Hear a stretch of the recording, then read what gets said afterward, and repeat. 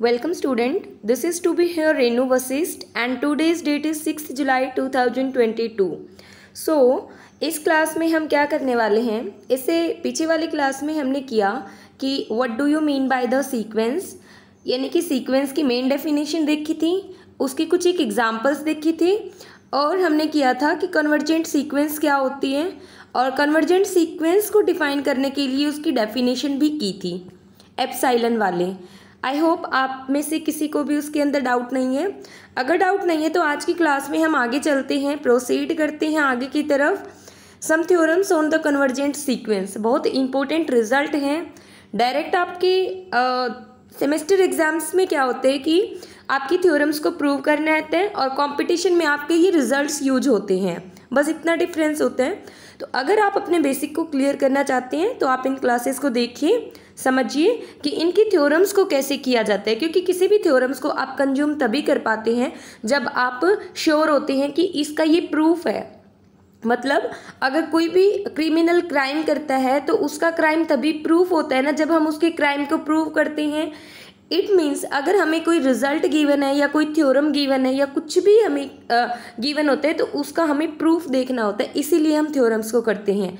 तो आज वाली क्लास में सबसे पहली थ्योरम्स आपकी है कि prove that every convergent sequence converge to a unique limit point. It means मैंने ये तो बता दिया था कि कन्वर्जेंट सीक्वेंस अगर होगी तो वो एक लिमिट पर एग्जिस्ट मतलब कन्वर्ज करेगी, बट अब हमें ये प्रूव करना है कि वो जो लिमिट होगी वो लिमिट यूनिक होनी चाहिए इस थ्योरम के अकॉर्डिंग। अब यूनिक होनी चाहिए तो उसके अकॉर्डिंग हम क्या करेंगे, we will consider two limit, okay, such that a n converges to l and a n converges to l dash.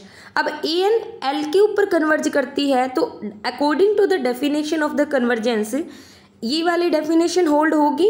Similarly l dash के लिए ये वाली डेफिनेशन होल्ड होगी।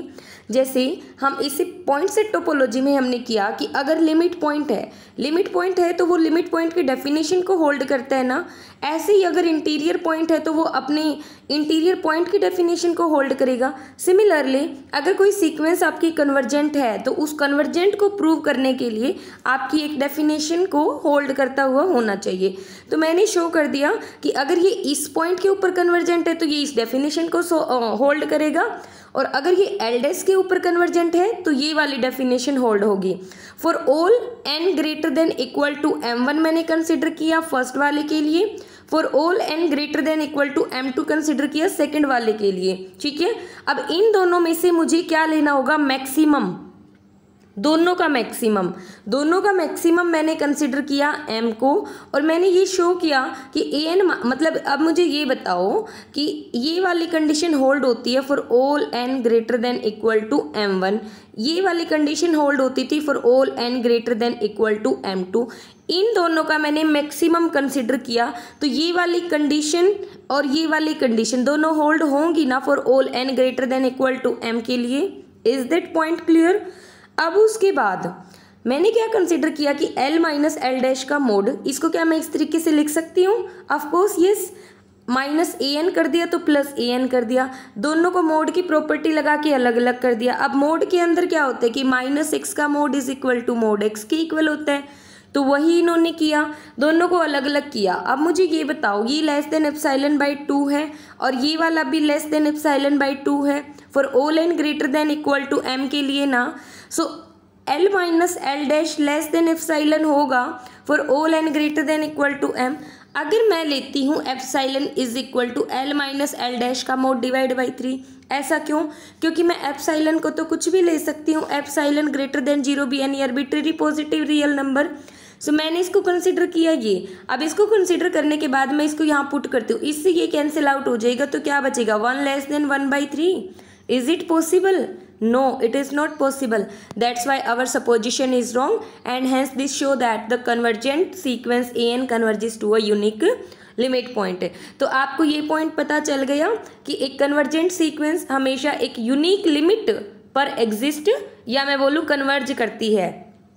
अब due to this above theorem we use the limit instead of a limit. Is that point clear? क्योंकि the का मतलब होता है कि ये लिमिट हमारी जो वो यूनिक है, बट ए लिमिट का मतलब है कि वो एक से ज़्यादा हो सकती हैं। ठीक है, अब बात करते हैं नेक्स्ट वाले थ्योरम की कि prove that every convergent sequence is bounded but not conversely. अब ये कहते हैं कि एवरी कन्वर्जेंट सीक्वेंस, देखो पीछे मैंने आपको बताया था कि अगर कोई सीक्वेंस कन्वर्जेंट टू एल, जहाँ पर एल आपका लिमिट पॉइंट है, तो डेफिनेशन होल्ड होती है ए एन माइनस एल का mode less than epsilon for all n greater than equal to m. और इसको मैंने ओपन करके बताया था कि अगर ये मोड की प्रॉपर्टी है तो minus epsilon a n minus L और एप्सिलॉन के बीच में लाया करेगी, और अगर मैं दोनों तरफ एल को ऐड कर देती हूँ then I am getting L minus epsilon a n less than L plus epsilon. तो for all n greater than equal to m ना, इसका मतलब ये है कि जो फाइनाइट नंबर थे ना, अब देखो for all n greater than equal to m, इसका मतलब कि AM1 AM2 और AN तक ये सभी आपके बाउंडेड होंगे किसके बीच में, L माइनस एप्सिलॉन और L प्लस एप्सिलॉन। यानी कि ये वाले एलिमेंट तो बाउंडेड हो गए, बचे कौन से, A1 A2 AM तक। अब वो एलिमेंट कैसे बाउंडेड दिखाएंगे, अब देखो इसका प्रूव करते हैं। लेट किया हमने कि A and B a sequence which is convergent to L। अब हमें क्या शो करना है कि वो बाउंडेड है। अगर वो L पर कन्वर्जेंट है तो ये वाली कंडीशन होल्ड होगी, अभी अभी मैंने बताया। अब देखो for all n greater than equal to M, जो AN थे ना वो तो हो गए बाउंडेड, बचे कौन से, A1 A2 AM माइनस 1 तक बचे हैं ना। तो उनमें से मैंने क्या किया कि इन सभी एलिमेंट्स का मिनिमम उठा लिया और इन सभी एलिमेंट्स का मैक्सिमम उठा लिया। तो मिनिमम भी ले लिया, मैक्सिमम भी ले लिया, तो इसका मतलब है कि a n lying between small t and capital t ना for all n belongs to natural number. It means sequence के सभी पॉइंट आपके टी और कैपिटल टी के बीच में लाई करते हैं। इसका मतलब है कि आपकी सीक्वेंस क्या है, बाउंडेड है। ठीक है, अगर सीक्वेंस कन्वर्जेंट है तो सीक्वेंस क्या, ये पॉइंट यहाँ से भी तो क्लियर हो रहा है आपका। यहाँ पर मैंने बताया कि फॉर ऑल एन ग्रेटर, यानी कि इसकी इनफाइनाइट टर्म्स तो बाउंडेड आ गई ना, फाइनाइट ही तो टर्म बची थी आपके पास A1 A2 AM माइनस 1 तक। इनका मैंने क्या किया, इनका मैंने मिनिमम उठा लिया T और इनका मैंने मैक्सिमम उठा लिया कैपिटल T, और यहाँ पर L माइनस एप्सिलॉन भी एक बॉन्ड ले लिया इनके बीच में, और यहाँ पर L प्लस एप्सिलॉन भी एक बॉन्ड ले लिया इनका। तो इन सभी एलिमेंट्स का मिनिमम आपका T, इन सभी एलिमेंट्स का मैक्सिमम आपका कैपिटल T। तो आपकी सीक्वेंस के सभी मेंबर्स स्मॉल t और कैपिटल T के बीच में लाई कर गए, जिसकी वजह से आपकी सीक्वेंस बाउंडेड हो गई। ठीक है, but the converse is not true. It means इसका कन्वर्स ट्रू नहीं है कि सीक्वेंस बाउंडेड हो सकती है, but it does not implies कि सीक्वेंस कन्वर्जेंट भी हो जाए। These are the very important result about the sequence series point set topology. जब हम आगे करते हैं, जैसे नेट की प्रिपरेशन के लिए जब हम इन टॉपिक्स को करेंगे तो उसमें ये रिजल्ट आएंगे डायरेक्ट कि every bounded sequence is convergent और not, every convergent sequence is bounded और नॉट। तो अगर आपको इनकी प्रूफ का पता होगा, अच्छे से आपने एक्सप्लेन कर रखे होंगे, तो आपको थोड़ी सी भी प्रॉब्लम नहीं होगी। ठीक है, तो अब इन्होंने क्या शो किया, ये चीज़ को शो करने के लिए इन्होंने एक एग्जाम्पल उठाया। एग्जाम्पल क्या लिया इन्होंने, an इज इक्वल टू -1 की पावर n -1, तो सीक्वेंस बनेगी 1 -1 1 -1 एंड अप टू सोन ना। अब क्या आप मुझे बता सकते हैं कि सीक्वेंस के सभी मेंबर -1 और 1 के बीच में बाउंडेड हैं, बट क्या आप मुझे ये भी बता सकते हैं कि सीक्वेंस कन्वर्जेंट नहीं है? Absolutely yes, this sequence is not convergent. क्योंकि अगर मैं इस सेट लगा लो, सीक्वेंस लगा लो, जब मैं इसके लिमिट पॉइंट निकाल लूंगी तो एक लिमिट पॉइंट -1 आएगा, एक लिमिट पॉइंट 1 आएगा। अब लिमिट इसकी यूनिक नहीं है, तो इसका मतलब ये सीक्वेंस कन्वर्जेंट नहीं है। ठीक है, next point, from the above theorem we conclude that bounded is a necessary condition for the convergence of a sequence, but if a sequence is not bounded then it, मतलब ये हम बोल सकते हैं कि यहाँ से क्या, कि अगर कोई भी सीक्वेंस हमारे पास कन्वर्जेंट है तो इम्प्लाइज करता है कि वो बाउंडेड जरूर होगी। बट यहाँ से हम ये भी बोल सकते हैं कि अगर कोई सीक्वेंस नॉट बाउंडेड है ना, नॉट बाउंडेड, सो इम्प्लाइज करेगा कि वो नॉट कन्वर्जेंट है। Negation of a statement is always true. ठीक है, जैसे कि अगर मैंने क्या बोला कि कन्वर्जेंट है तो बाउंडेड होगी, बट अगर नॉट बाउंडेड है ना तो वो नॉट कन्वर्जेंट होगी। It is 100% sure. Now it's come out to be the next theorem. Next theorem की बात करते हैं, और यहाँ पे पॉइंट बोल दें कि a sequence an is convergent if given epsilon greater than 0 there exists an integer an minus am का mode less than epsilon whenever n greater than equal to m। इस थ्योरम में क्या बोलते हैं, हमने तो ये देखा कि एक सीक्वेंस इज कन्वर्जेंट अगर उसकी एक लिमिट एग्जिस्ट करती है और ए एन माइनस एल का mode less than epsilon for all n greater than equal to m. हमने तो अभी तक ये वाली डेफिनेशन देखी थी, लेकिन अब ये कहते हैं दूसरी डेफिनेशन की अगर a n minus a m का मोड लेस देन एप्सिलॉन हो जाए, किसके लिए, whenever n greater than equals to m, तो वो जो सीक्वेंस है वो आपकी कन्वर्जेंट होगी। यहाँ पर तो एल एग्जिस्ट करता था, लेकिन यहाँ पर ये वाली थ्योरम एक तरीके से मैं बोलूँ कि ये थ्योरम जो है आपकी कन्वर्जेंसी को जनरलाइज करती है। जनरलाइज का मतलब है कि आपको यहाँ पर किसी पर्टिकुलर एल की रिक्वायरमेंट नहीं होती, आप उसके एलिमेंट देखकर आइडिया लगा सकते हैं। जैसे कि एग्जाम्पल मैंने दिया 1, 1/2, 1/3 एंड अप टू सोन। अब वैसे तो आपको पता है कि इसका लिमिट पॉइंट 0 होने वाला है, बट अगर मुझे नहीं पता होता कि इसका लिमिट पॉइंट 0 है और मुझे ये बताना होता कि क्या ये कन्वर्जेंट है या नहीं, तो मैं क्या करती, मैं देखती कि a n minus a m का mode less than epsilon whenever n greater than equal to m. उसके लिए ए एन की वैल्यू 1/n, ए एम की वैल्यू 1/m। क्या 1/n माइनस 1/m का मोड लेस देन एप्सिलॉन है whenever n greater than equal to m. जब n greater than equal to m है then 1/n less than equal to 1/m होगा ना, या मैं बोलूँ 1/n minus 1/m less than 0 होगा ना। Is that point clear?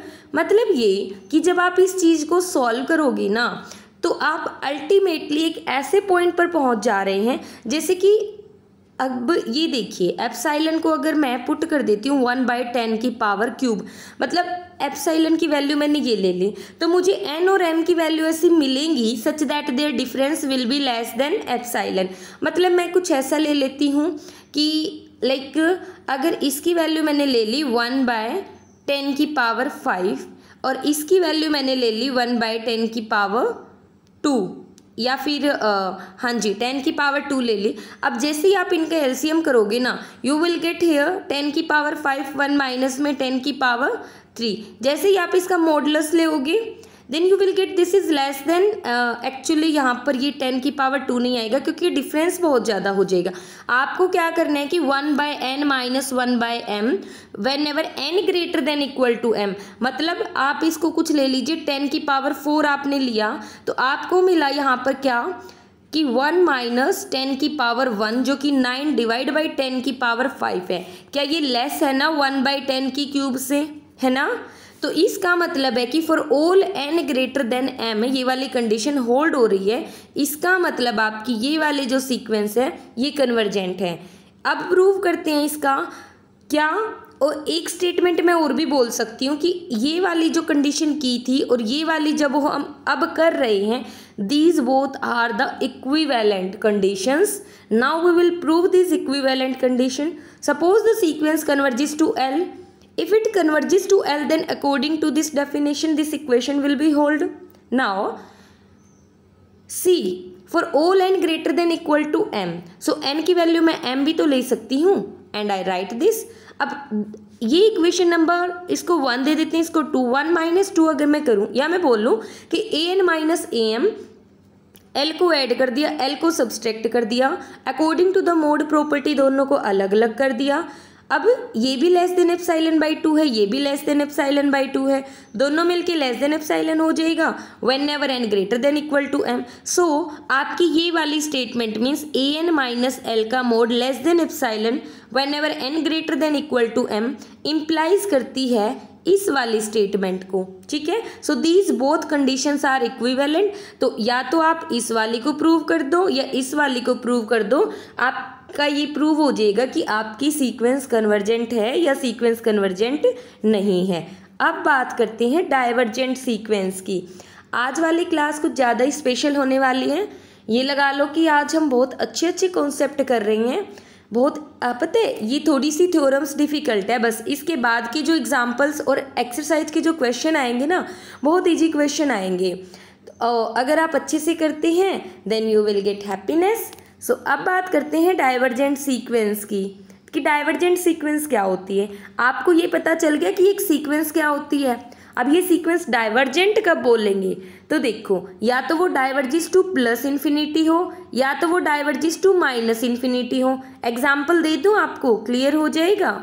जैसे मैंने ली सीक्वेंस n और इसको मैं लिख सकती हूँ ना कि 1 2 3 एंड अप टू सोन। अब जैसे जैसे n आपका इन्फिनिटी को अप्रोच करता है, आपकी सीक्वेंस भी तो इन्फिनिटी को अप्रोच कर रही है, तो ये सीक्वेंस आपकी एक डाइवर्जेंट सीक्वेंस हो जाएगी।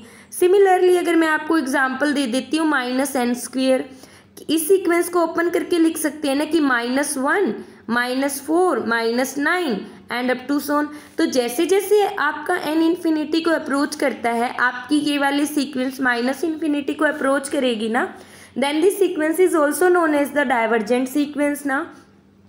सो एक डाइवर्जेंट सीक्वेंस इन्फिनिटी को भी अप्रोच कर सकती है और माइनस इन्फिनिटी को भी अप्रोच कर सकती है। अब करते हैं इसकी प्रॉपर डेफिनेशन, जो कि हमारे एग्जाम में भी आ सकती है। कैसे? जो कंपटीशन, वो स्टूडेंट जो कंपटीशन की प्रिपरेशन करते हैं, उसके लिए इन डेफिनेशंस को अंडरलाइन करना या समझना बहुत इंपॉर्टेंट हो जाता है। कैसे देखते हैं, क्योंकि पार्ट सी के क्वेश्चंस में डायरेक्ट ये आता है कि ये वाली थ्योरम आपकी लाइक जैसे बोल सकते हैं ना कि ये वाले जैसे पार्ट सी में आते कुछ स्टेटमेंट दे देंगे और स्टेटमेंट दे देंगे कि बताओ कि which of the following statement is true for the divergent sequence. और डाइवर्जेंट सीक्वेंस के लिए अगर आपने डेफिनेशन नहीं क्लियर की होगी तो आप स्टेटमेंट में कंफ्यूज हो जाएंगे। दैट्स वाई ये स्टेटमेंट जानना आपके लिए बहुत इंपॉर्टेंट है कि डाइवर्जेंट सीक्वेंस की स्टेटमेंट क्या कहती है। A sequence an is said to diverges to plus infinity if for each positive integer k, ये कितना भी large क्यों ना हो, there exists a positive integer m depending on k such that an greater than k for all n greater than equal to m। मतलब क्या बोला इन्होंने, बोला कि देखो मैं इस एग्जाम्पल से क्लियर करवा देती हूँ। अगर आपके पास एक सीक्वेंस है n 1 2 3, आप कितना बड़ा नंबर क्यों ना उठा लीजिए, रियल नंबर। सपोज मैंने उठाया 1000 नंबर मैंने उठा लिया, मेरे अकॉर्डिंग ये नंबर बड़ा है, तो क्या आपकी सीक्वेंस में कुछ ऐसे नंबर हैं जो इससे भी बड़े हैं? Of course yes. कौन सा नंबर? 1001 है, 1002 है, और बाकी जितने नंबर हैं ना, इससे आगे वाले जितने भी नंबर्स आएंगे वो सभी आपके 1000 से बड़े हैं। और अगर ऐसा है तो इसका मतलब ये वाले सीक्वेंस आपकी डाइवर्जेस टू प्लस इन्फिनिटी है, और ये यही बात बोल रहे हैं। अब बात आती है, a sequence is said to diverges to minus infinity if to each negative number k there exists a positive integer m depending on k such that an less than k for all n greater than equal to m। अब ये क्या बोल रहे हैं? ये बोल रहे हैं कि मैंने आपको एग्जाम्पल दिया -n² का, या आप ले लीजिए -n मैंने उठा लिया, तो क्या इसके जो एलिमेंट्स होंगे वो कुछ इस तरीके के होंगे ना, -3 -2 एंड -1, इस तरीके के इसके एलिमेंट्स होंगे। इन्होंने बोला for each negative real number, आप कितना बड़ा ही नेगेटिव रियल नंबर उठा लीजिए। मैंने उठा लिया k की वैल्यू लाइक 2 लाख, मैंने 2 लाख वैल्यू ले ली किसकी? k की, ठीक है। तो क्या मुझे कोई और ऐसी वैल्यू मिल जाएगी इस सीक्वेंस से जो कि इससे भी छोटी हो? ऑफकोर्स यस मिल जाएगी। कौन सी वैल्यू मिल जाएगी? -2 लाख 1 ले लीजिए, -2 लाख 2 ले लीजिए, ये सारी इस -2 लाख से छोटी है ना, यानी कि जितना बड़ा नंबर आप उठा रहे हो आपको वैल्यूज मिल रही हैं। एंड अब ये देखिए एक पॉइंट बोल रहा है ये, और वो पॉइंट सबसे इंपॉर्टेंट है। यहाँ बोला इन्होंने an greater than k for all n greater than equal to m। मतलब मैंने k की वैल्यू 1000 ली थी ना, तो आपने an की वैल्यू 1001 बताई थी, लेकिन ये केवल एक के लिए ट्रू नहीं होना चाहिए, it will be true for all n greater than equal to m। यानी कि अब 1000 से आगे जितने भी नंबर्स आएंगे ना, उन सब के लिए ये कंडीशन होल्ड होनी चाहिए। जैसे 1001 बड़ा है ना 1000 से, वैसे ही 1002 भी बड़ा है, 1003 भी बड़ा है, तब ये डाइवर्जिस टू प्लस इन्फिनिटी बोला जाएगा। सिमिलर कंडीशंस होल्ड होगी आपकी डाइवर्जिस टू माइनस इन्फिनिटी पर, ठीक है। एक sequence which either diverges to plus infinity और minus infinity is said to be the divergent sequence. जैसे एग्जाम्पल इन्होंने दिया कि 3693n, ये आपकी इन्फिनिटी को अप्रोच कर रही है ना, ये वाली भी आपकी इन्फिनिटी को अप्रोच कर रही है, एन स्क्वेयर भी आपकी इन्फिनिटी को जा रही है। The following sequence diverges to minus infinity, -3, -6, -9, ये आपकी माइनस इन्फिनिटी को अप्रोच कर रही है। ये वाली भी आपकी माइनस इन्फिनिटी को अप्रोच कर रही है और ये वाली भी माइनस इन्फिनिटी को अप्रोच कर रही है। अब आप एग्जामाइन कर सकते हैं कैसे अप्रोच कर रही है। बात आती है ऑसिलेटरी सीक्वेंस की। अब देखो, सीक्वेंस सबसे पहले हमने पढ़ा कि एक फंक्शन होता है नेचुरल नंबर से जो रियल नंबर में मैप करवाता है। अब इसकी 3 टाइप होती हैं, convergent sequence, divergent sequence, oscillatory sequence. Convergent हम ऑलरेडी कर चुके हैं, डाइवर्जेंट सीक्वेंस की भी डेफिनेशन क्लियर हो चुकी है। अब बात आती है ऑसिलेटरी सीक्वेंस की। अब आप बोलोगे कि ऑसिलेटरी सीक्वेंस क्या होती है, तो देखते हैं। एक sequence an is said to be oscillatory if it is neither convergent nor divergent, ना तो वो कन्वर्जेंट हो ना ही वो डाइवर्जेंट हो, ऐसे सीक्वेंस को ऑसिलेटरी सीक्वेंस बोलते हैं।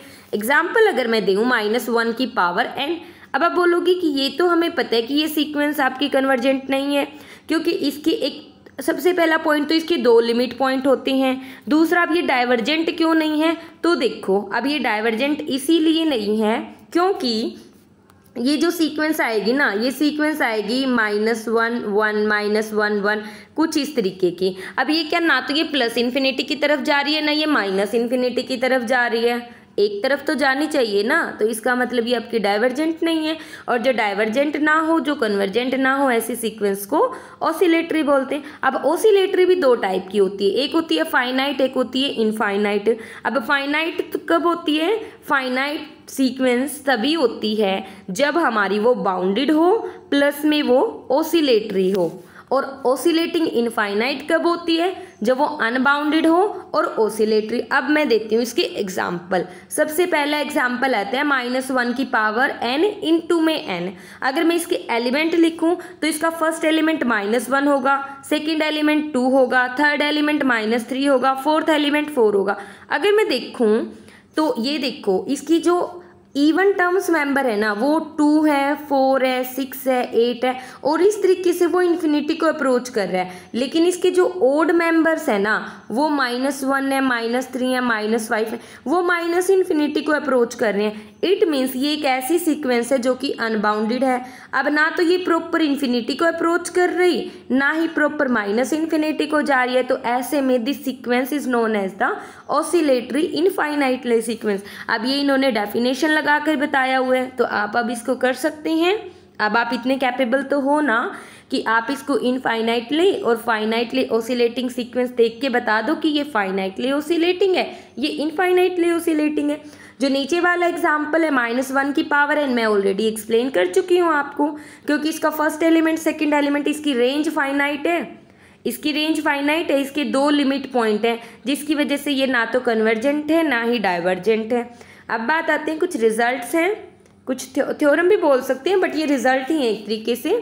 कैसे, if a sequence an diverges to plus infinity then an is bounded below but unbounded above. अब इन्होंने क्या बोला कि अगर एक सीक्वेंस आपकी इन्फिनिटी को अप्रोच करती है तो वो बिलो से तो बाउंडेड होगी बट अबोव से अनबाउंडेड होगी। एग्जाम्पल n का ये सीक्वेंस होगी ना, ये बाउंडेड बिलो है बट अनबाउंडेड अबोव है। सिमिलर अगर एक sequence diverges to minus infinity then वो अनबाउंडेड बिलो होगी बट बाउंडेड अबोव होगी।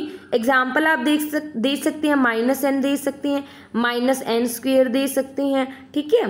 These are the examples of these both theorems. अब ये कुछ एक रिजल्ट भी गिवन है, आप इनको रीड कर सकते हैं इजी से। अब बात आती है कि converse of the theorem 1 is not true. अब ये रिमार्क इंपॉर्टेंट हो जाता है आपके कंपटीशन के लिए या आपके सेमेस्टर एग्जाम्स के लिए। मेन क्या होता है, आपको कॉन्सेप्ट को समझना होता है। अब अगर आप अपना कॉन्सेप्ट अच्छे से क्लियर कर लेते हैं ना, तो क्या कंपटीशन और क्या सेमेस्टर एग्जाम्स हैं, दोनों में आता क्या है, कॉन्सेप्ट ही तो आता है। अगर सीक्वेंस आता है, केवल डिफरेंस इतना होता है कि सेमेस्टर एग्जाम्स अपनी डिमांड रखता है और कंपटीशन अपनी डिमांड रखते हैं। बट अगर आपने कॉन्सेप्ट को क्लियर कर लिया तो जैसा कि मैंने बताया कि क्या कॉन्सेप्ट, क्या सेमेस्टर एग्ज़ाम और क्या ही हमारा कंपटीशन एग्ज़ाम। अगर हमारा कॉन्सेप्ट क्लियर हो जाएगा तो दोनों चीज़ें आसानी से क्लियर हैं, ठीक है। तो इन्होंने रिमार्क में बोलते हैं कि ये आपकी थ्योरम 1 है, ये आपकी थ्योरम 2 है। अब याद रखना कि थ्योरम 1 और थ्योरम 2 कौन सी हैं। कहते कि converse of the theorem 1 is not true. अब कन्वर्स ऑफ द थ्योरम, अब कन्वर्स क्या होगा इस थ्योरम का, देखो ये थ्योरम है कि अगर वो डाइवर्ज है तो वो बाउंडेड बिलो होगी बट अनबाउंडेड अबव होगी। तो इसका कन्वर्स क्या होगा, इसका कन्वर्स पीछे से स्टार्ट होगा। इट मीन्स एक थ्योरम या मैं बोलूँ एक सीक्वेंस जो कि अनबाउंडेड अबोव है बट बाउंडेड बिलो है, तो क्या वह डाइवर्जेस टू प्लस इन्फिनिटी होगी? Is it possible? No, it's converse is need not be true. तो क्यों? मैंने एक एग्जांपल लिया कि n देते हैं whenever n is even और 1/n देते हैं whenever n is odd. अब मुझे ये बताओ इसके एलिमेंट कैसे होंगे? 2, 4, 6 ये कहाँ अप्रोच करते हैं? इन्फिनिटी को। कब? जब आपकी n की वैल्यू क्या है? इवन है। और जब आपकी n की वैल्यू ओड है ना तो ये जाते हैं 1, 1/3, 1/5 और ये कहाँ पर अप्रोच करते हैं? 0 को अप्रोच करते हैं। अब मुझे ये बताइए कि अब देख के तो आप ये बोलेंगे कि ये सीक्वेंस तो हमें डाइवर्जेस टू प्लस इन्फिनिटी लग रही है, लेकिन ऐसा नहीं है। क्यों? क्योंकि डाइवर्जेस टू प्लस इन्फिनिटी में आपको ये वाली डेफिनेशन होल्ड करवानी होती है कि an greater than k for all n greater than equal to m। अगर सपोज आपने लिया आपने ले लिया 1000, k की वैल्यू आपने ले ली 800 ले लीजिए, ठीक है, तो आप ये बोलोगे कि 800 से आगे 802 इसमें आएगा ना, क्योंकि इसमें इवन नंबर्स आ रहे हैं ना, तो इसमें एक पॉइंट ऐसा आएगा 802 जो कि ग्रेटर होगा 800 से। बट इस 802 से आगे वाला जो एलिमेंट आएगा वो तो ओड हो जाएगा और उसकी वैल्यू 1/803 होगी। क्या ये भी 800 से बड़ी होगी? नहीं होगी। और अगर ऐसा है तो इसका मतलब आपकी जो सीक्वेंस है does not diverges to plus infinity. यही तो डेफिनेशन समझाई थी मैंने an ग्रेटर देन k की। और अगर अब ये डेफिनेशन क्लियर है ना आपकी, तो लेकिन अब ये देखो कि ये आगे से तो इन्फिनिटी पर अप्रोच कर रही है लेकिन पीछे से तो ये बाउंडेड है ना 0 से, इसका मतलब it is bounded below but unbounded above, but this sequence is not diverges to infinity. इसीलिए हम बोल रहे हैं कि converse of the theorem 1 is not true. अगर आपको मेरी बात समझ नहीं आ रही है तो एक बार रिबाउंड कीजिए, मेरी बात को आराम से समझिए, मैंने क्या बोला है आपको समझ आ जाएगा, ठीक है। Similar way converse of the theorem 2, अब जैसे ये वाली आपने इसका कन्वर्स ट्रू प्रूव किया है कि इसका converse need not be true, वैसे ही आपकी थ्योरम नंबर 2 का भी converse need not be true होगा। उसके लिए ये वाला एग्जाम्पल यूज़ कर लेना। अब इसको भी समझ लेना, ये एक तो माइनस इन्फिनिटी पर जाएगा, एक 0 पर जाएगा, तो ये बाउंडेड अबोव है बट अनबाउंडेड बिलो है, but this sequence does not diverges to minus infinity because the same situations I will get in this case as I get in the above वाली थ्योरम में, ठीक है। अब बात आती है कुछ डेफिनेशंस की, नल सीक्वेंसेस की। जैसे कि मैंने बताया कि ये क्लास थोड़ी सी लंबी होने वाली है क्योंकि इससे पीछे वाली क्लास में हमने बहुत कम किया था, तो आज टारगेट तो यही रहेगा कि इसके सभी थ्योरम्स और एग्जाम्पल क्लियर हो जाएं। नल सीक्वेंस, इसके नाम से क्लियर है, नल, नल का मतलब होता है 0, जो कि कुछ ना हो, नल बटा नल बोलते हैं ना, तो एक ऐसी सीक्वेंस जो 0 को कन्वर्ज करती है उस सीक्वेंस को नल सीक्वेंस बोलते हैं। Example 1/n, 1/n², 1/2n all are the null sequences. Now it's come out to be the theorem, जो कि हमारी सबसे इम्पोर्टेंट है, क्योंकि थ्योरम तो हमारी इम्पोर्टेंट ही होती हैं और थ्योरम का प्रूव करना भी इम्पोर्टेंट है। That's why we will do this theorem in a very easy way. So a sequence an is a null sequence if and only if mode of an sequence is a null sequence. It means you are saying that अगर an आपकी null sequence है, it means an converges to 0, then mode an also converges to 0. और if and only if के case में बोला गया है, it means if mode of an converges to 0, then an converges to 0. तो आपको दोनों केस प्रूव करने हैं, दोनों केस प्रूव करने हैं। अब an converges to 0, so the definition of the convergence you can apply here now. अब 0 का तो क्या ही लिखना, mode an less than epsilon लिख सकती हूँ। अब मुझे ये बताओ, मोड के ऊपर मोड ले सकती हूँ ना, मतलब इस वाले को ये वाली लिख सकती हूँ, मोड an -0 का mode less than epsilon for all n greater than equal to m। So sequence an converges to 0 and hence an is a null sequence ना, बस प्रूव हो गया। यही तो प्रूव करना था कि अगर an converges to 0 then mod of an also converges to 0, converse prove करते हैं कि if mod a n converges to zero then इसकी लिमिट भी तो जीरो होगी ना, as limit n tending to infinity mod of a n will be equal to zero. ठीक है, और कन्वर्जेंसी का मैंने एक पॉइंट बताऊंगी मैं आपको, बहुत इजी पॉइंट है। एक बार ये वाली थ्योरम कर लेते हैं, उसके बाद बताती हूँ। ठीक है, देखो mod a n converges to zero, so the definition of the convergence hold ना। सो अब ये बताओ, मोड ए एन लिखा माइनस जीरो लिखा उसका मोड, अब क्या मैं इस जीरो को हटा सकती हूँ? बिल्कुल। अब ये दो बार मोड लिखा हुआ है तो क्या मैं इस मोड को भी रिमूव कर सकती हूँ? बचा क्या? Mod of a n less than किससे? एप्सिलॉन से। इसको क्या मैं ऐसे लिख सकती हूँ, ए एन माइनस जीरो का मोड लेस देन एप्सिलॉन। और ये क्या है? इसका मतलब a n converges to zero, यही तो प्रूव करना था। अब नेक्स्ट वाली थ्योरम करते हैं। क्या कहता है कि अगर एक सीक्वेंस आपके पास नल सीक्वेंस है और आपका mod of a n less than equal to b n, मतलब ये कि अगर बड़ी वाली नल सीक्वेंस है तो छोटी वाली भी नल सीक्वेंस होगी। कैसे होगी? प्रूव करते हैं। बी एन एक नल सीक्वेंस है तो नल सीक्वेंस की डेफिनेशन होल्ड होगी, मतलब इसको मैं लिख सकती हूँ बी एन का mode less than epsilon for all n greater than equal to m. अब हमें ये वाली कंडीशन गिवन है, means mod of a n less than equal to b n. अब ये वाली, अब ये किससे लेस है? एप्सिलॉन से लेस है, और नॉट फॉर ऑल एन बल्कि for all n greater than equal to m. अब ये भी अलग अलग कंडीशंस हैं। फॉर ऑल एन का मतलब है पूरा नेचुरल नंबर का सेट, और for all n greater than equal to m का मतलब है कि देयर एग्जिस्ट एक positive integer m such that for all n greater than equal to m this condition will be hold. अब इस condition को मैं लिख सकती हूँ ए एन माइनस जीरो का mode less than epsilon, it means a n converges to zero. बस यही प्रूव करना था। अब नोट है, एक इम्पोर्टेंट पॉइंट है, आप नोट डाउन कर सकते हैं। क्या? The above result is however not true if Bn converges to L. For example, अगर Bn is equal to 1 है। अब देखो ये वाला जो रिजल्ट है ना, ये केवल और केवल नल सीक्वेंस के लिए ही ट्रू है, किसी और लिमिट के लिए ट्रू नहीं है। इन्होंने एग्जाम्पल दिया क्या कि अगर Bn की लिमिट 1 है और An मैंने लिया -1 की पावर n, तो अगर मैं इसका मॉडुलस लेती हूँ, इसका मॉडुलस तो मुझे ऑलवेज 1 ही देगा ना, और 1 always less than equal to 1 ना। बट ये तो आपका कन्वर्जेंट है 1 के ऊपर, लेकिन ये तो आपकी ऑसिलेटरी फाइनाइटली सीक्वेंस है। So this theorem will not be true if the limit will be non zero, या मैं बोलूँ अगर वो नल सीक्वेंस नहीं है तो ये थ्योरम आपकी ट्रू नहीं होगी। बस हमारी जो थ्योरम्स रिजल्ट डेफिनेशन थी वो सभी प्रूव हो गए हैं। अब मैंने एक पॉइंट आपको बोला था जो मैं बताऊंगी आपको। एक सीक्वेंस को कन्वर्जेंट सीक्वेंस पता है कब बोलते हैं?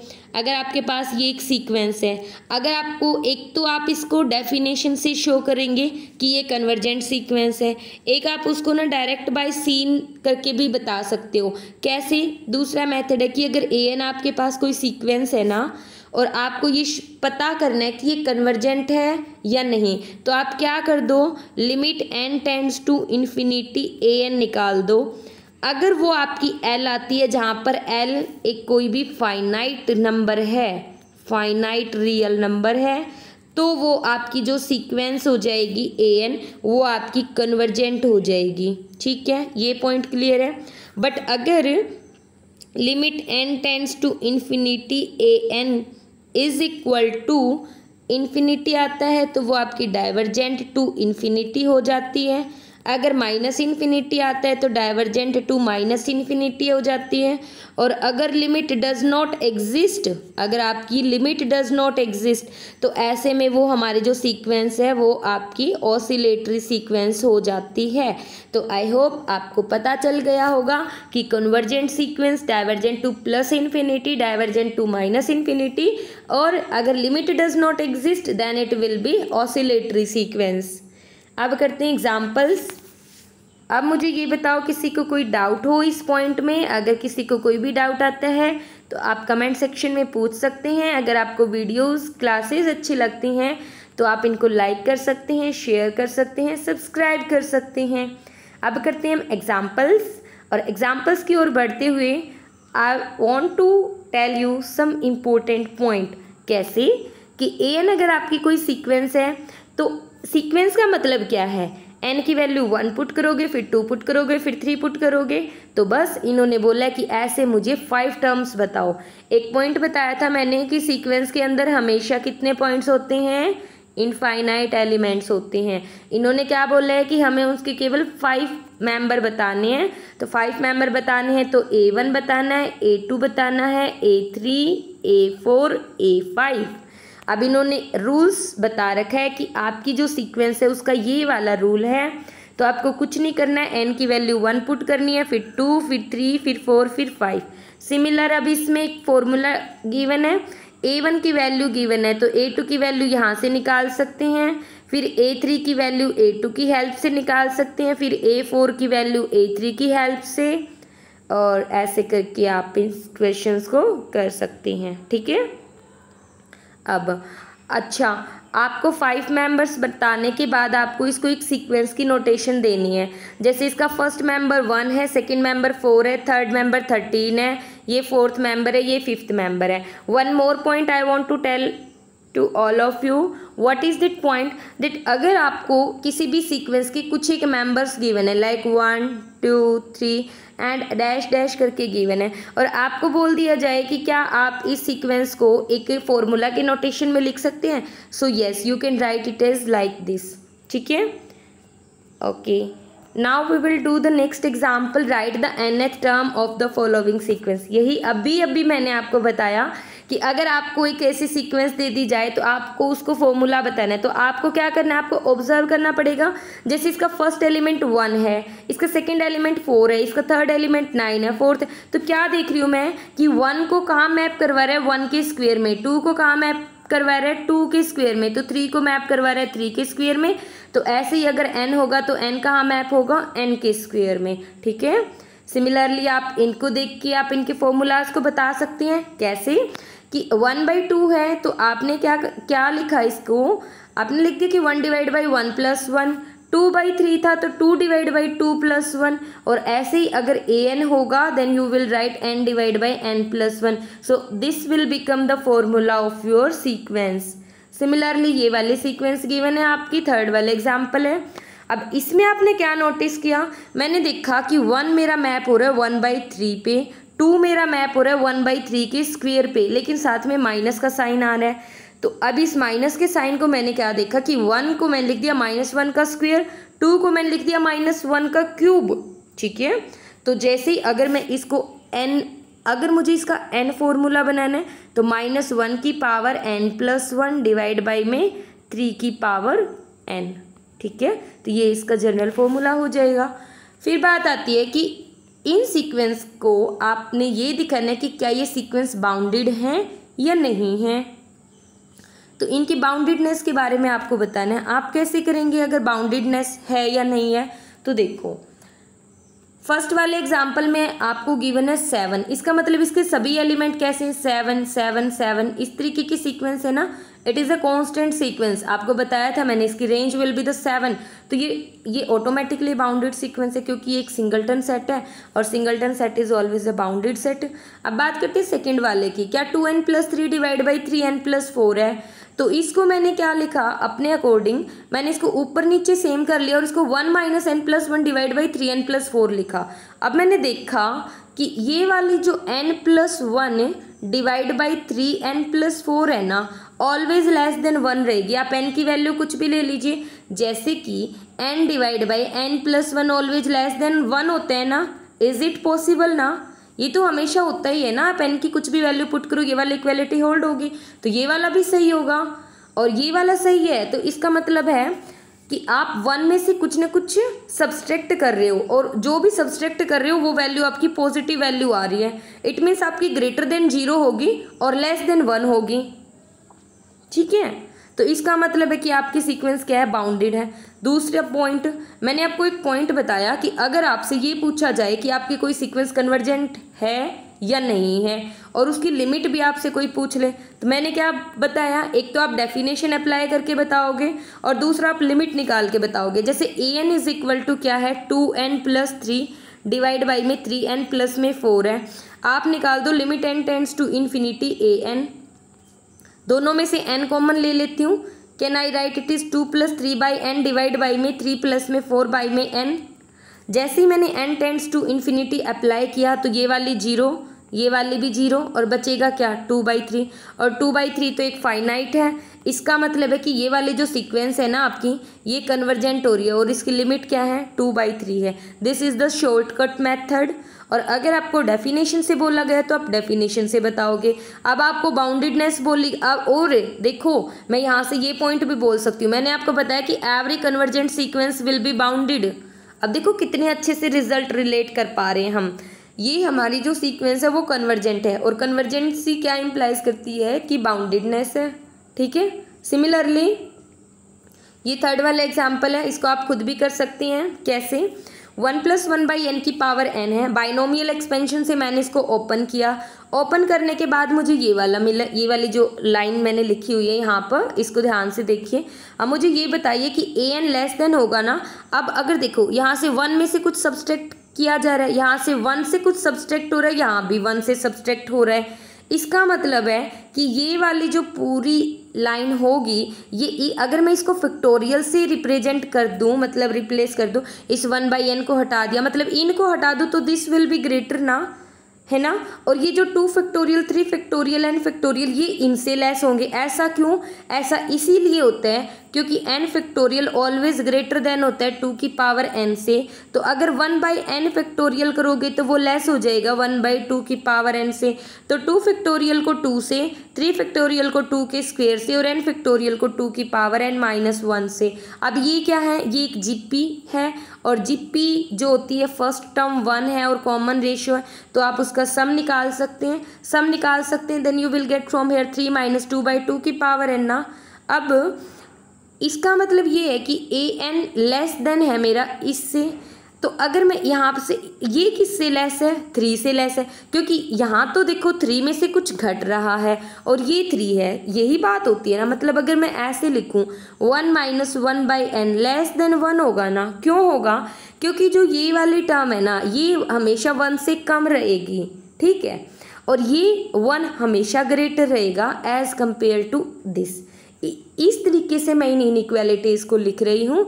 तो इसका मतलब an आपकी क्या है? लेस देन 3 है। इसका और हमें तो बाउंडेड दिखानी है। अब ये तो हमें बाउंडेड अबोव दिखाया है यहाँ से, तो हमने बाउंडेड बिलो भी तो शो करना है। तो बाउंडेड बिलो शो करने के लिए मैंने क्या किया, जैसे मैं ये करती हूँ ना 1 + 1/n ऑलवेज ग्रेटर देन 1 होता है ना। यहाँ तो मैं 1 में कुछ ना कुछ ऐड किए जा रही हूँ, लेकिन ये 1 ही है, तो ये वाला पोर्शन हमेशा ग्रेटर होगा ना 1 से। तो बस वही सेम प्रोसीजर यहाँ अप्लाई कर दिया मैंने और an > 2 है। और अगर ऐसा है तो मेरी जो सीक्वेंस है वो बाउंडेड है बिटवीन 2 और 3, ठीक है। हमें बाउंडेड ही तो शो करना था।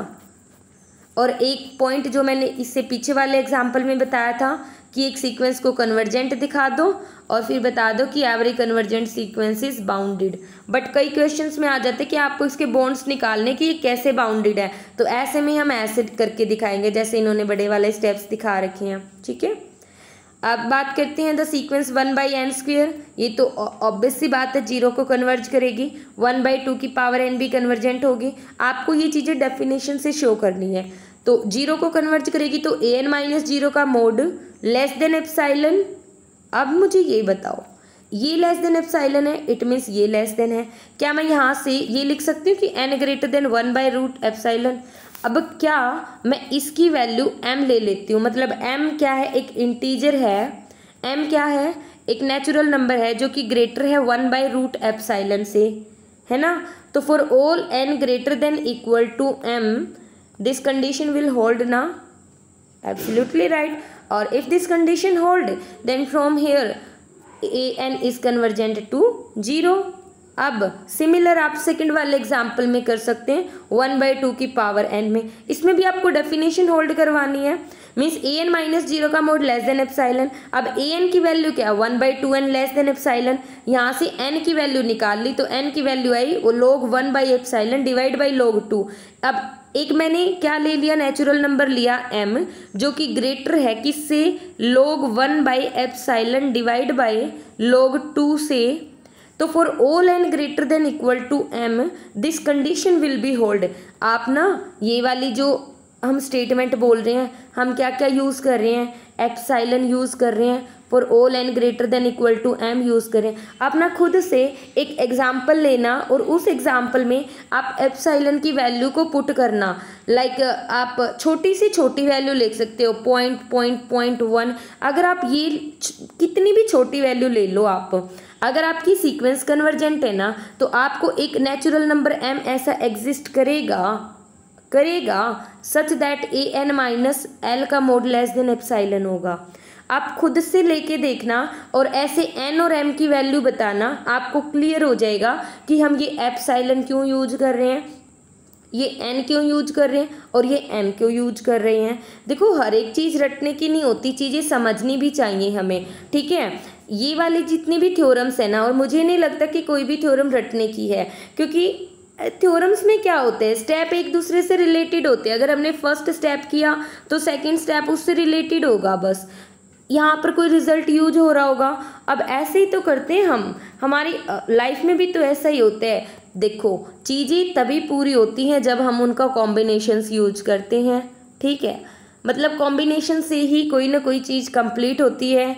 सिंगल अगर मैं बोलूँ, आप बोलोगे कि थ्योरम तो है ना एक ही रिजल्ट से प्रूव हो जानी चाहिए थी, अब हम कौन कौन से रिजल्ट याद रखेंगे, लेकिन ऐसा नहीं होता ना, क्योंकि आप अपनी रियल लाइफ से भी उन चीज़ों को रिलेट कर सकती हैं कि कोई भी चीज़ होती है आप उनमें कॉम्बिनेशन तो यूज होता ही होता है, एक से ज़्यादा चीज़ों को ही अप्लाई करके हम आगे बढ़ पाते हैं, ठीक है। अगर फर्स्ट क्लास हम करते, हम बोलते कि केवल और केवल हमें इंग्लिश रीड करनी है, तो इट मीन्स इंग्लिश से काम नहीं चलता ना, हिंदी भी पढ़नी पड़ती है, मैथ भी करना पड़ता है, एसएस भी करते हैं। जैसे जैसे आगे बढ़ते चले जाते हैं, 12th क्लास तक जाते हैं, तो कॉम्बिनेशंस ऑफ द सब्जेक्ट पढ़ते हैं ना। अब विदाउट कॉम्बिनेशन ऑफ सब्जेक्ट, एक सब्जेक्ट से तो हम 12th क्लास भी नहीं कर पाते। तो ये तो थ्योरम्स हैं भैया, आपको करनी पड़ेंगी, ठीक है। ये कुछ था आपके लिए, अगर आप रिलेट कर पाओ चीज़ों को समझना, इट मीन्स अपनी रियल लाइफ से उनको रिलेट करना, बहुत आसान हो जाएंगी आपके लिए चीज़ें समझनी, क्योंकि आपको पता है आपको चीज़ें करनी तो हैं ही, और अगर आपको चीज़ें करनी है तो क्यों ना आप उनको रिलेट कर लो। अब आते हैं अपने क्वेश्चंस के ऊपर। कहते हैं कि limit n tends to infinity बताओ 1/2 है, कैसे शो करोगे। एक तो आपको डेफिनेशन से शो करना है, क्योंकि मैंने आपको बताया था कि limit n tends to infinity an is equal to l, it means an converges to l, और अगर कन्वर्जिस है तो an माइनस l का mode less than epsilon for all n greater than equals to m, ठीक है। तो बस आपने क्या किया, वैसे आप दिखा सकते हो इसको डायरेक्ट, अगर आप कंपटीशन के लिए ये क्वेश्चन करते हो ना, तो आप इसको बहुत आसानी से कर सकते हो। कैसे, n² आपने ऊपर से लिया 1/n², और n² नीचे से लिया, दोनों को कट कर दिया 3 में n²। अब as n tends to infinity ना, दिस विल टेंड्स टू 1/2 और आंसर आ जाएगा। लेकिन आपको तो प्रॉपर डेफिनेशन से दिखाना है ना, ताकि आपके एग्जाम्स में फुल मार्क्स आ सकें, तो उसके लिए हमें ये डेफिनेशन प्रूव करनी होगी, यूज़ करनी होगी। तो मैंने वही यूज़ कर दी कि an माइनस 1/2, इसको सॉल्व करके मैंने ये लिख दिया। मुझे ये बताइए क्या 1/2 लेस देन 1 लिख सकती हूँ ना, तो बस इसको लेस देन इससे लिख दिया। और क्या मुझे ये बताइए 1/3 + 2 लेस देन 1/3 लिख सकती हूँ ना, ऑफकोर्स यस लिख सकते हो। क्यों, क्योंकि आपका 5 देखो ग्रेटर होता है 3 से, लेकिन रेसिप्रोकल करते ही क्या हो जाता है, साइन रिवर्स हो जाता है। तो बस इन्होंने वो इनइक्वालिटी यूज कर रखी है। और अब मुझे ये बताइए कि आपका an minus 1/2 less than epsilon कब होगा, जब ये वाला लेस देन एप्सिलॉन होगा। अब यहाँ से n की वैल्यू निकाल सकती हूँ ना, जैसे पीछे निकाल ली थी, और इससे बड़ा मैं कोई पॉजिटिव इंटीजर ले लूँ तो ये वाली डेफिनेशन आपकी होल्ड हो जाएगी for all n greater than equal to m। अगर किसी को कोई डाउट हो then please ask in the comment section, और अगर आपको अच्छे से समझ आ रहा है देन प्लीज़ लाइक। अब बात करते हैं सेकंड वाले की। मुझे ये बताइए, इसकी भी हम डायरेक्ट लिमिट निकाल सकते हैं, कैसे, देखो 3 में √n प्लस में 2, क्या मैं इसको लिख सकती हूँ। अब as n tending to infinity, ये वाली तो आपको 0 हो जाएगी, और बचेगा क्या, ये 2 बचेगा। तो इसकी लिमिट कितनी आएगी, 2 ही आएगी। और इन्होंने दे रखा है कि इसकी लिमिट 2 हमें प्रूव करनी है, तो हम प्रूव करेंगे बाय यूजिंग द डेफिनेशन। यहाँ से n की वैल्यू निकाल दी इन्होंने, ये देखो। अब इससे बड़ा मैंने एक पॉजिटिव इंटीजर लिया 9/ε² such that for all n greater than equal to m this condition will be hold and hence I can write limit n tends to infinity an is equal to 2। ठीक है, बात करते हैं next example की। an is equal to 1 + -1 की power n divide by 2n। देखो यहाँ पर आ गया। अब find the list positive integer m such that this condition will be hold. अब ये देखो कि यहाँ पे इसकी जो लिमिट है ना वो 1 दे रखी है और एप्सिलॉन की वैल्यू 1/10 की क्यूब ले रखी है इन्होंने, ये रही। और आपको ना m की वैल्यू फाइंड आउट करके दिखानी है। तो आपने क्या किया, आपने an की वैल्यू पुट की, 1 से 1 कैंसिल आउट, मॉडुलस लेओगे तो माइनस हट जाएगा, 1/2n आएगा। अब an - 1 का मोड लेस देन 1/10 क्यूब कब होगा, जब 1 ऐसे ही होते हैं ना। अगर an की वैल्यू कुछ है आपकी 1/n तो an माइनस समथिंग l का मोड लेस देन एप्सिलॉन कब होगा, जब आपका 1/n माइनस l का मोड लेस देन एप्सिलॉन होगा। बस मैंने क्या पुट किया कि 1/an की तो वैल्यू ही पुट की है ना। तो यहाँ पर भी इन्होंने भी ऐसा ही कुछ किया है, इन्होंने भी तो an की वैल्यू पुट की है। तो 1/2n लेस देन 1 यहाँ से मैंने n की वैल्यू निकाल ली। अब इसको मैंने कट कर दिया, क्या आ गया 500 आ गया ना। अब m is a least positive integer that is greater than equal to 500। तो यहाँ पर वो जो लिस्ट पॉजिटिव इंटीजर मुझे निकालना था ना, इट मीन्स ये वाली जो सीक्वेंस है ना, इस सीक्वेंस के जब आप 500 जो एलिमेंट आएगा ना उससे आगे प्रोसीड कर जाओगे ना तो ये वाली कंडीशन आपकी होल्ड हो जाएगी। बस ये बात कह रहा है। और यही अगर आपको समझ आ गया हो तो this is the definition of the convergency, यानी कि एप्सिलॉन की वैल्यू आप कुछ भी ले लो, कुछ भी, आपको उस एक m की वैल्यू जरूर एग्जिस्ट करती हुई मिलेगी। और अब यहाँ पर तो इन्होंने निकाल के भी दिखा दिया उस m की वैल्यू। बस ये फिर कुछ एक एग्जाम्पल है जहाँ पर बोले कि given example of a sequence which is bounded and oscillating finitely, -1 की पावर n भी ले सकते हो और इन्होंने जो गिवन है वो भी ले सकते हो।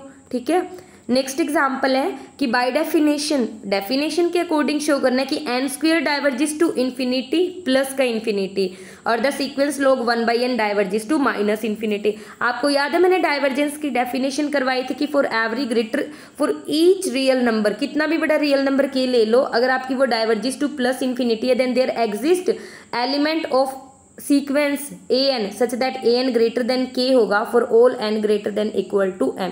बस आपको वो डेफिनेशन ही होल्ड करके दिखानी है यहाँ पे और कुछ नहीं करना। Similarly an is equal to log 1/n के लिए ये डेफिनेशन, ये आप क्योंकि -इन्फिनिटी को अप्रोच करता है तो आप -k लेओगे, मतलब इस -k से भी छोटे एलिमेंट आपके एग्जिस्ट करते हैं for all n greater than equal to m this condition will hold and if this hold then limit n tends to infinity an is equal to -infinity। अब बात आती है कि show that the sequence an where an is equal to x की power n converges to 0 if mod x less than 1। ऐसा कैसे कह सकते हैं। अब एक तो पॉइंट ये आता है आपका, देखो मैं इसको एक एग्जाम्पल लेके प्रूव करके दिखाऊं आपको। इन्होंने बोला कि mode x less than 1, it means x की वैल्यू -1 से लेकर के 1 के बीच में लाई करनी चाहिए। ठीक है, मतलब अगर मैंने x की वैल्यू ली लाइक 1/2, ठीक है, तो 1/2 की पावर n, इसकी सीक्वेंस बनाना एक बार क्या बनेगी, पहला एलिमेंट तो 1/2, फिर 1/2 का स्क्वायर, फिर 1/2 का क्यूब एंड अप टू सोन कहाँ तक जाएगा, 1/2 की पावर n तक जाएगा। ठीक है, as n tends to infinity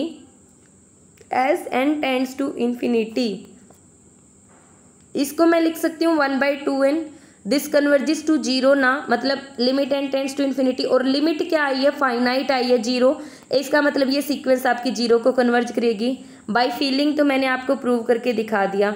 अब बाय डेफिनेशन या बाय प्रोसीजर कैसे प्रूव करेंगे, लेट किया कि x is equal to 1/1 plus h, ये ना ऑलवेज लेस देन 1 होगा क्योंकि इन्होंने बोला कि हमें लेस देन 1 कोई क्वांटिटी लेनी है और वो एलिमेंट मैंने मान लिया 1/1 plus h where h greater than 0।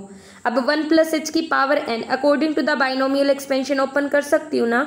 अब ये वाली जो टर्म है, ये always greater than equal to होगी ना 1 प्लस NH। जैसे मैं लिख रही हूँ 1 + 2 + 3 always greater than equal to होगा ना 1 + 2 से, है ना।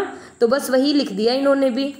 अब अगर रेसिप्रोकल करवाऊंगी तो ये बीच वाला साइन एक्सचेंज हो जाएगा। अब an माइनस जीरो, क्योंकि इन्होंने बोला कि वो कहाँ कन्वर्ज करेगी, जीरो पर कन्वर्ज करेगी, तो जीरो की डेफिनेशन होल्ड होगी ना।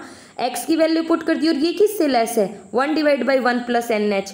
और एक पॉइंट अगर आपको याद हो तो मैंने बताया था आपको, ये तो इन्होंने डेफिनेशन से प्रूव करवा दिया, मैं इसको ऐसे भी प्रूव कर सकती हूँ, 1 प्लस 1 बाय ऐसे नहीं है, ऐसे 1 divide by 1 plus n h. ये ना कन्वर्ज करता है जीरो को as n tends to infinity, it means it is a null sequence. और कोई नल सीक्वेंस अगर इससे कोई छोटा कोई भी सीक्वेंस है सच दैट उसका मोड इससे लेस है और ये जीरो को कन्वर्ज करता है, तो ये भी तो जीरो को कन्वर्ज करेगी, तो इसका मतलब an भी तो जीरो को कन्वर्ज करेगी। यहाँ से भी आप ये पॉइंट निकाल सकते हैं, बट आपको तो डेफिनेशन से अगर करना है तो आप डेफिनेशन से ऐसे कर दीजिएगा कि n की वैल्यू दिखा दीजिएगा और जहाँ पर m ले लीजिए एक positive integer that is greater than 1 by epsilon minus 1 divide by h, ठीक है। So the sequence xn converges to zero if mod x less than 1। अब बात आती है कि show that the sequence does not converge. ये मैं आपको कई बार बता चुकी हूँ, अब ये आपका खुद का होमवर्क है कि आप इसको कैसे करेंगे कि ये सीक्वेंस कन्वर्जेंट नहीं है। अगर ये कन्वर्जेंट है तो मैंने लेट किया कि इसका कोई लिमिट पॉइंट है l, अब उसके कोरस्पॉन्डिंग मैंने डेफिनेशन अप्लाई की, बट यहाँ पर मुझे कंट्राडिक्शन मिल गई जिसकी वजह से ये कन्वर्जेस नहीं होती। फिर एक एग्जांपल है कि an bn अगर नल सीक्वेंस है तो इनका सम भी नल सीक्वेंस होगा। अब देखो नल सीक्वेंस है तो नल सीक्वेंस की डेफिनेशन होल्ड होगी ना। अब ये दोनों डेफिनेशन होल्ड होंगी ना, अगर मैं m कोई मैक्सिमम ले लूँ m1 और m2 का, तो an प्लस bn का mode less than equal to mod of an plus mod of bn, it is less than epsilon by 2 plus epsilon by 2 which is less than epsilon ना। It means an plus bn converges to zero, so it is a null sequence. आज की class में हमने examples किए हैं। अब exercise मैं आपको होमवर्क दे रही हूँ, सेम क्वेश्चंस हैं जैसे हमने एग्जाम्पल्स में किया है। देखो आपको बाउंडेडनेस बतानी है कि ये बाउंडेड होगा या नहीं होगा, आपको बाय डेफिनेशन शो करना है कि ये जीरो को कन्वर्ज करेगा नहीं करेगा, ठीक है। आपको बाय डेफिनेशन शो करना है कि इसकी लिमिट 2 होगी, इसकी लिमिट 1 होगी, इसकी 3/4 होगी, इसकी 2/3 होगी, ठीक है। आपको बाय डेफिनेशन शो करना है कि diverges to plus infinity minus infinity. फिर ये थ्योरम ऑलरेडी कर चुके हैं कि अगर ये लेस देन है और bn कोई नल सीक्वेंस है तो an भी तो नल सीक्वेंस होगा, और अगर an नल सीक्वेंस है k कोई कांस्टेंट है तो k an भी तो नल सीक्वेंस है, और an अगर कोई नल सीक्वेंस है साथ में bn कोई बाउंडेड है तो an bn नल सीक्वेंस होगा। अरे कुछ नहीं मतलब कुछ नहीं करना इनमें आपको क्या है कि जो गिवन होता है ना बस उसी को उठा के चल पड़ो। देखो मैं इसको प्रूव करके दिखाऊं, आपको एक पोर्शन प्रूव करके दिखा देती हूँ, फिर बाकी का आपने आप कर लेना। देखो an कोई नल सीक्वेंस है तो an माइनस जीरो का मोड लेस देन एप्सिलॉन होगा ना for all n greater than equal to m1, ठीक है। साथ में बोला कि bn बाउंडेड सीक्वेंस है। अब bn मेरी कोई बाउंडेड सीक्वेंस है, इसका मतलब bn का जो मोड है वो less than equal to k है ना। अब एक बात बताओ, अकॉर्डिंग टू माय कंडीशंस मैं इस एप्सिलॉन को एप्सिलॉन बाई के सिलेक्ट कर सकती हूँ, क्योंकि देखो अलग अलग जगह पे हमने देखा कहीं एप्सिलॉन यूज कर लेते, कहीं एप्सिलॉन बाई 2 ले लेते, कहीं एप्सिलॉन बाई 3 ले लेते, तो ले सकते हैं ना ऐसा, क्योंकि एप्सिलॉन तो आर्बिट्रेरी होते हैं हमारे पास, और ये भी आर्बिट्रेरी हो जाएगा, ये भी आर्बिट्रेरी हो जाएगा, तो ऐसे ही मैंने किया। अब मुझे तो क्या प्रूव करना है कि an bn converges to zero, तो उसके corresponding an bn minus zero का मोड मैंने लिया, मैंने देखा कि ये लेस देन इक्वल टू होगा ना मोड ऑफ an, या फिर एक काम करो कि ये तो जीरो को तुम वैसे भी लिख सकते हैं, यानी कि मोड ऑफ an इनटू में मोड ऑफ bn, ऐसे लिख सकती हो ना। अब मुझे ये बताओ कि bn का mode less than equal to k है और mod of an less than epsilon by k है, k से k कैंसिल आउट हो जाएगा ना for all n greater than equal to m, है ना। तो मतलब यहाँ से मुझे ये मिल गया ना कि an bn माइनस जीरो का mode less than epsilon for all n greater than equal to m, and hence this implies that an bn converges to zero. बस जीरो को कन्वर्ज हो गया ये, और हमारे ये वाली थ्योरम प्रूव हो गई कि अगर बाउंडेड सीक्वेंस है तो an bn हमारा क्या होगा, नल सीक्वेंस होगी। जो जीरो को कन्वर्ज हो जाएगा वो हमारी नल सीक्वेंस होती है। अब बात करते हैं 9th वाले की कि show that this is a null sequence and show that it is a null sequence. आपने नल सीक्वेंस की थ्योरम की है ना, यहाँ पे हिंट दे रखा है, इस हिंट को देखकर आप कर सकते हैं। आपने एक bn सीक्वेंस ली, आपने an सीक्वेंस ली। an तो आपकी बाउंडेड है और bn आपकी नल सीक्वेंस है, तो दोनों का प्रोडक्ट भी तो नल सीक्वेंस होगा ना, ठीक है। अब ये जो नेक्स्ट वाला एग्जाम्पल था, n factorial divide by n की पावर n और bn is equal to 1/n, जो ये वाली है ना, ये ऑलवेज बाउंडेड होगी आपकी। या मैं बोलूँ, ऐसे बोल सकती हूँ मैं कि an का जो मोड है वो less than equal to bn का मोड है। और ये तो हम कर चुके हैं कि अगर bn हमारे tends to null sequence then an is also converges to 0 और I can say that an will also be the null sequence. अब उसके बाद discuss whether the following statement are true और फॉल्स। ये आपका खुद का काम है, आप इसको कर सकते हैं, ठीक है। Every bounded sequence is convergent, बता चुकी हूँ मैं कि every bounded sequence need not be convergent. Example भी दिया था, -1 की पावर n बाउंडेड है बट नॉट कन्वर्जेंट। अब इन्होंने सेकंड बोला कि if given k however large we can find m such that am greater than k then an diverges to infinity. Wrong, क्योंकि हमने देखा था कि it must be true for all n greater than equal to m, कि उन सभी m के लिए ये चीज़ ट्रू होनी चाहिए। बट इन्होंने बोला कि हम केवल एक ही m ऐसा फाइंड आउट कर सकते, such that this condition will hold. तो ऐसे में वो इन्फिनिटी यानी कि डाइवर्जेंट हो जाएगी। So this is not true, so this is also false and this is also false. अब अगर एक आपकी सीक्वेंस है वो कन्वर्ज करती है a को, तो उसका जो स्क्वेयर है वो उसके स्क्वेयर को कन्वर्ज करेगा, बट इसका कन्वर्स ट्रू नहीं है।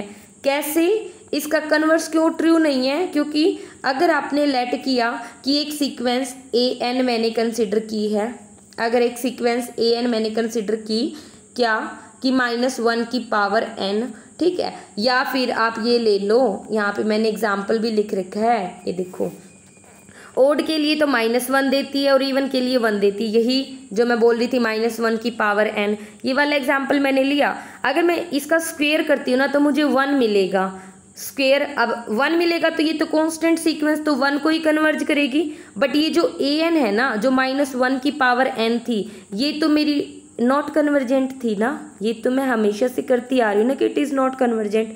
सो इसलिए इसका कन्वर्स ट्रू नहीं है। सिमिलरली आप मोड के लिए भी यही वैल्यू सेटिस्फाई होगी जो स्क्वेयर के लिए होगी, क्योंकि इसमें भी अगर आप मोड वैल्यू लोगे ना तो 1 आ जाएगी, और 1 तो एक कांस्टेंट सीक्वेंस है और कांस्टेंट है तो वो तो कांस्टेंट को ही जो है कन्वर्ज करेगी। बट अगर आप इसका कन्वर्स देखोगे ना तो कन्वर्स ट्रू नहीं है ये। और ये जो एग्जांपल मैंने यूज़ किए ना, ये इसका काउंटर एग्जांपल है। सो आज की क्लास के लिए इतना ही करेंगे, बाकी करते हैं नेक्स्ट क्लासेस में। Till then thank you and bye bye.